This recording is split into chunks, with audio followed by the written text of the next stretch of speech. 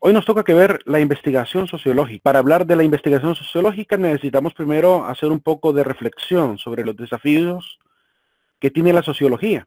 La sociología tiene varios retos que cumplir para poder ser una ciencia respetable. Y es que como es una ciencia aplicada, difícilmente se puede evitar de repente meter prejuicios, conceptos, ideologías, sistemas de pensamiento en medio de la descripción o investigación misma de los fenómenos. Por ejemplo, si a mí me piden estudiar el aborto, como alguien que se dedica a la parte incluso religiosa, probablemente yo termine enfocando el tema del aborto desde el punto de vista religioso. Es decir, que estará sesgado por el sistema de valores que está detrás de mi persona. Esto sucede también cuando alguien de repente estudia el tema del aborto y es ateo. Entonces, si es ateo o si es alguien que no, que ¿cómo se llama? Que es demasiado libertario, podría llegar a sesgar su opinión sobre el aborto. Podría llegar, bueno, de hecho, los mejores libertarios no están a favor, ¿verdad? Pero bueno, el sesgar la investigación es el problema. Entonces tenemos que vencer varios retos antes de empezar este trabajo de investigación. Te voy a mencionar, basado en un artículo de antropólogos que nos dicen cuáles son los retos de la sociología para el siglo XX y XXI. Los desafíos del pensamiento social. Ese es el tema que veremos ahorita, antes de ver los elementos necesarios para entender cómo se investiga hoy en día, porque vamos a ver más adelante los modelos, ¿verdad? Los tipos de informe y elementos que forman parte incluso de la investigación. La fuente que voy a utilizar para hablar de estos desafíos está en este artículo, ¿verdad?, universitario, que se llama Los desafíos de las ciencias sociales y el pensamiento político en América Latina. Es un artículo de Martín Retamoso y María Belén Morris, Olga Braco, ¿verdad?, que se dedican a hacer este tipo de revistas llamadas oficios terrestres. Pero el artículo es bastante grande, solamente he querido tomar 3 desafíos de esta revista. 3 desafíos de pensadores acerca de la investigación científica en función de la sociedad. Primer desafío que enumeran. Dice que vivimos en tiempos agitados en los que el pensar los procesos políticos de América Latina es una tarea urgente y compleja.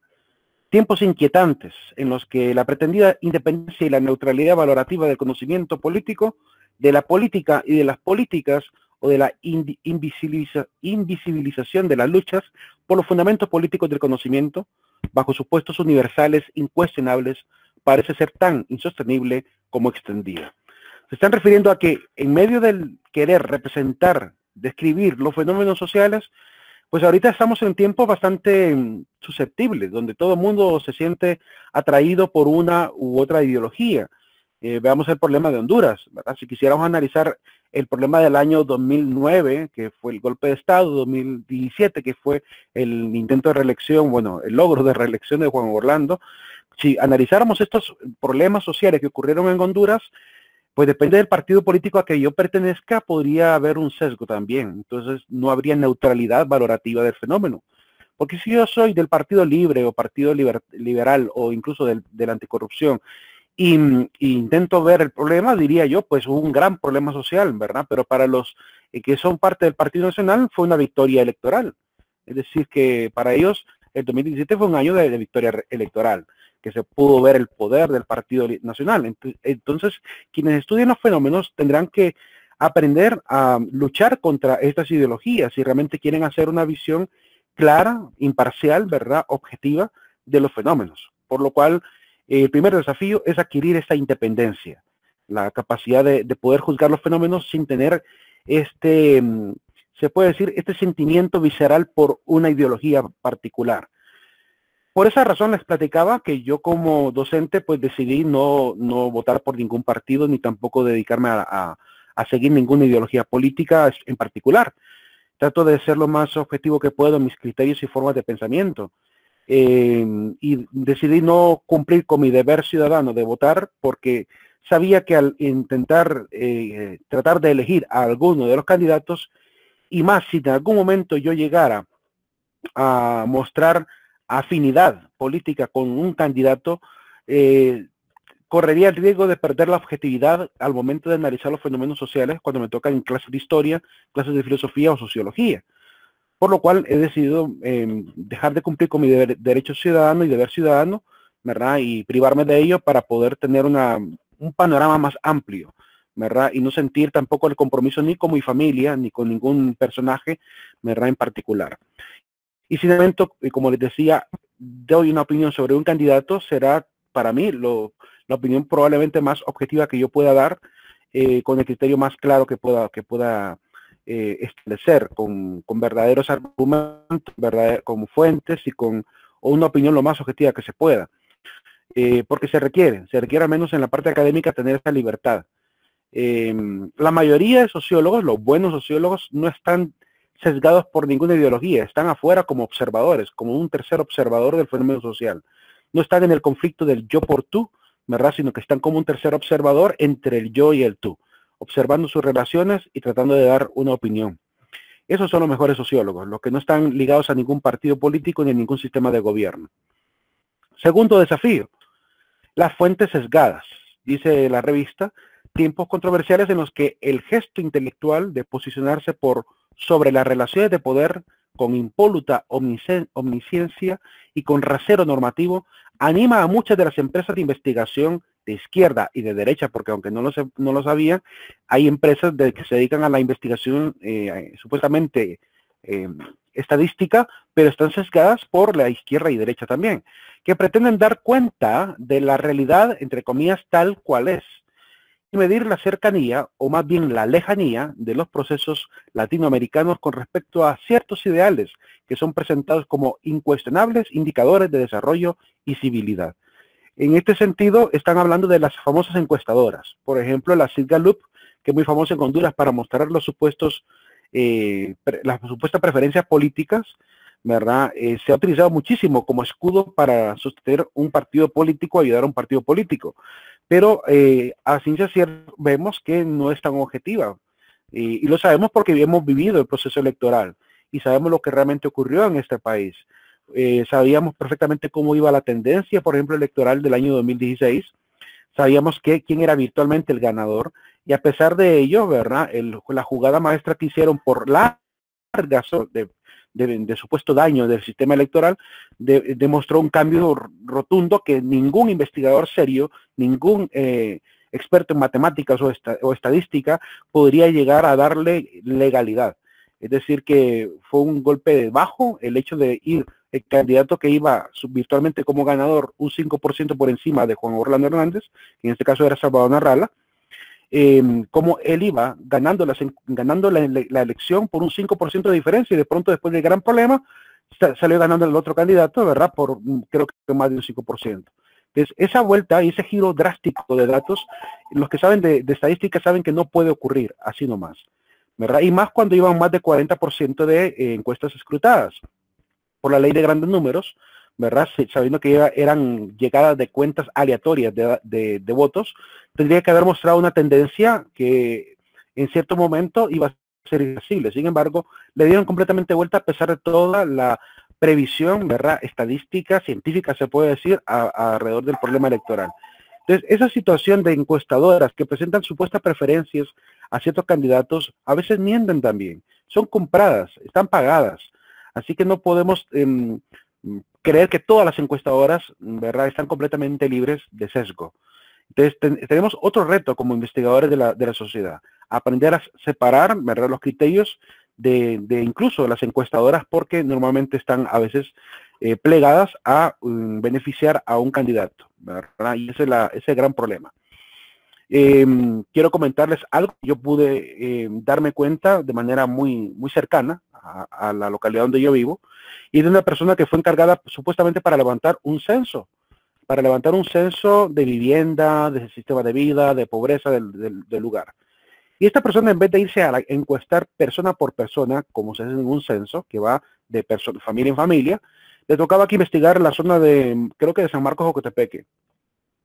Y le tocaba que investigar, y entonces él, en vez de ponerse a investigar, lo que hizo fue agarrar el sistema de elecciones primarias, el sistema electoral del Tribunal Supremo Electoral, que es un software, ¿verdad?, que contiene la base de datos de todos los hondureños, Y lo que hizo fue buscar a la gente que vivía en San Marcos de Jocotepec.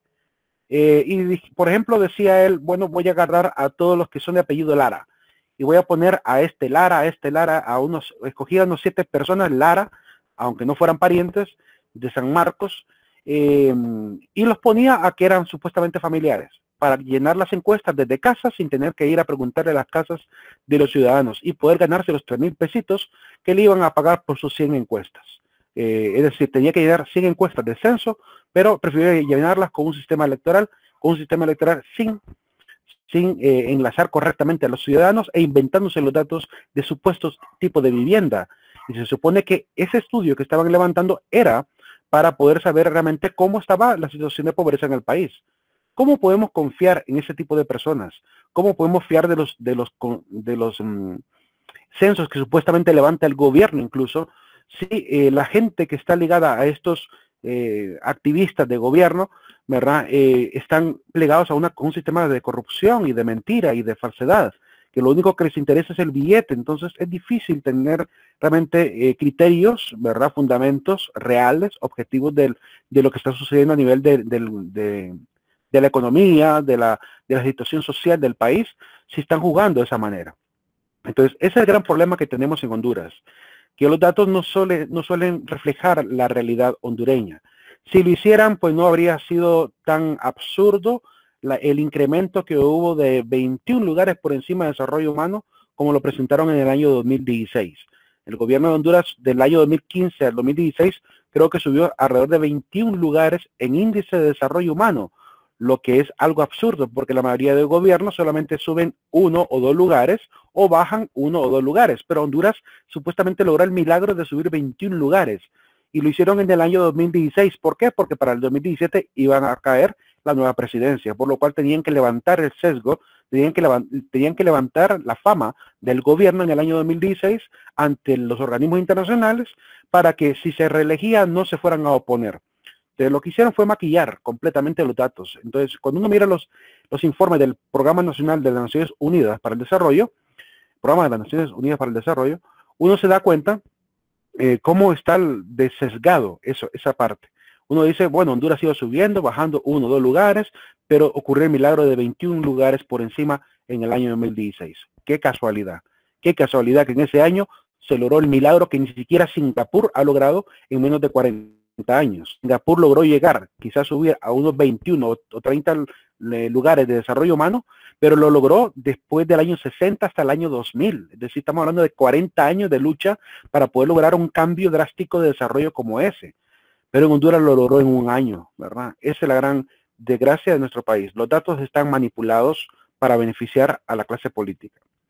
Tercer desafío. No olvidar que el pensamiento político se valida en la praxis, y esto es lo importante.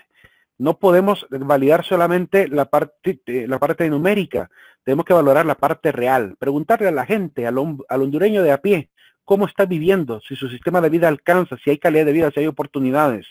Cuando uno ve la realidad de lo que está ocurriendo en este país, uno se da cuenta que los datos realmente no coinciden. ¿Cómo puede verse que Honduras va en desarrollo, subiendo el desarrollo, si vemos un montón de gente que va migrando, más bien, se van del país? Asumir el pensamiento político crítico es parte de la disputa y que su criterio de verdad no se agota en cánones académicos, sino que se valida en la praxis, en la práctica, ¿verdad? Tiene que verse la empiria, la experiencia. Si no hay experiencia, no es posible, ¿verdad?, contrastar correctamente los datos y validarlos. Entonces, todo fenómeno social debe ser leído, ¿verdad?, en el acontecimiento social, ¿verdad? No solamente en los libros, no solamente en las estadísticas, tiene que validarse en la realidad. Y eso solo se puede hacer si convivimos con los ciudadanos, si nos acercamos a los lugares. Vamos a una barriada, vamos a una región, ¿verdad?, alrededor de las grandes cosmopolitas, a ver cómo están viviendo los ciudadanos. Y ahí nos daremos cuenta si realmente hay o no hay calidad de vida. De hecho, ¿cómo se llama? El Papa Juan Pablo II, recuerdo yo que en una ocasión decía que la única manera de poder medir el desarrollo de los pueblos es verificando si todavía hay gente sin hogar. Si hay ciudadanos que están viviendo aún en la calle o con un hogar, una casa indigna del siglo XXI, ese es el mejor reflejo del verdadero desarrollo o subdesarrollo que tenga un país. Si en este país todo el mundo tiene una casa digna, diríamos Honduras está desarrollándose. Si vemos gente todavía viviendo en casas de bahareque, casas de cartón, casas de nylon, ¿verdad? Como lo hemos visto, los que han ido a la barriada se dan cuenta que hay muchísimas casas que viven así. Entonces, ese es el mejor reflejo que da la sociedad de lo que realmente es supuestamente el desarrollo que tiene. Entonces, en el hogar, en la vivienda, ahí se puede observar si hay o no hay calidad de vida. Pero también tendríamos que analizar el tema de las oportunidades laborales, que es otro gran, se puede decir, gran escenario, ¿verdad?, que podemos observar para poder constatar si hay o no hay desarrollo, las oportunidades laborales. Entonces, como vemos, hay muchos desafíos que tenemos que aprender a cuidar al momento de hacer un análisis social, ¿verdad? La mayoría de la gente, por ejemplo, cuando ataca a Honduras y es de partido de izquierda, empieza a decir que Honduras está viviendo en un capitalismo salvaje. Sin embargo, como mencionaba anteriormente, Honduras no es capitalista. Hay democracia. En otra ocasión, si le preguntan a un conservador, diría pues que Honduras realmente está luchando contra el socialismo. Sin embargo, en Honduras todavía no hemos tenido socialismo como tal. El gobierno de don Mel Zelaya no sería un gobierno directamente socialista. Todavía no lograron el objetivo. ¿Iban en ese rumbo? Quizá, pero no podemos decir que ya hubo un gobierno socialista y que ha habido desgracia por ello. Al contrario, cuando vemos los indicadores del gobierno de Manuel Zelaya, nos damos cuenta que ahí hubo un crecimiento evidente y hubo incluso un congelamiento de la inflación evidente. Y usted puede ir a las fuentes históricas de lo que sería el programa de las Naciones Unidas para que vea cómo estuvo el dólar durante esos años, cómo estuvo la inflación en esos años, para que se dé cuenta que no fue un mal gobierno en el sentido correcto. Lo que dañó a Manuel Zelaya fue su apego al gobierno de izquierda de Hugo Chávez. Eso fue lo que dañó a Manuel Zelaya. Si él no se hubiera unido a Hugo Chávez, si él no se hubiera adherido al plan del ALBA, quizá el gobierno de Manuel Zelaya no habría pasado por toda la situación que pasó después. No le habrían dado golpe de Estado, no habría Partido de Libertad y Refundación y quizá el Partido Liberal seguiría gobernando, quizá. Pero como se plegaron a este sistema ideológico, ¿verdad?, Estados Unidos prácticamente le dio la espalda. Hay que ver también lo que sucede con Estados Unidos, que Estados Unidos también impide que pueda realmente, ¿cómo se puede decir?, que puede realmente verse un gobierno digno de soberanía. La mayoría de gobiernos que han durado mucho tienen que ver porque han sido también consentidores de la presión de Estados Unidos. Un gobierno, si se llegara a oponer a Estados Unidos, pues prácticamente le pasa lo mismo que a Venezuela, lo mismo que a Cuba, ¿verdad? Le cierran las puertas del mercado, lo castigan económicamente y por tanto obligan a la población a elegir a un nuevo candidato. Eso está ocurriendo en muchísimos países. También hay que ver el papel de Estados Unidos sobre los de países latinoamericanos para que podamos hacer también un análisis más coherente de la realidad. Cuando vemos las casitas llenas de pobreza en Honduras, ahí nos damos cuenta realmente si Honduras va cambiando o no. Yo creo que es la mejor manera de medir, ¿verdad?, si realmente el gobierno está haciendo lo que debe hacer, si hay oportunidades para estas familias o por el contrario están completamente abandonadas. El cuarto desafío, pues, es el pensamiento crítico, que es laborioso, no es fácil. No solamente se puede estar enunciando, describiendo a la sociedad, hay que hacer también, a veces se tiene que hacer una especie de reflexión crítica, reflexión incluso hasta moral, ¿verdad? Dice la revista, el reposicionamiento del pensamiento crítico no implica la mera enunciación de su necesidad, sino un laborioso esfuerzo epistemológico. Tiene que haber un esfuerzo de conocimiento, ¿verdad?, un esfuerzo teórico, un esfuerzo investigativo, que articule, ¿verdad?, con creatividad, pero también con rigurosidad, ¿verdad?, a veces con cierta negatividad, para pensar los procesos de la totalidad y positividad para su superación. Entonces es necesario meterle un poco de cada ingrediente, un poco de creatividad, un poco de rigor, un poco de investigación, un poco también de cierta intuición crítica que se requiere para poder mostrar la realidad tal cual es. En Honduras, los supuestos críticos de este país, imagínense que ahí tenemos a Ricardo Salgado, que se supone es sociólogo, pero en vez de tener la altura primero profesional, después también la altura, se puede decir, como sociólogo, para pintar la realidad como debe ser, vemos que está sesgado por el Partido de Libertad y Refundación. Y por el otro lado tenemos al supuesto asesor de gobierno, Marbey Ponce, haciendo sus shows también de vez en cuando.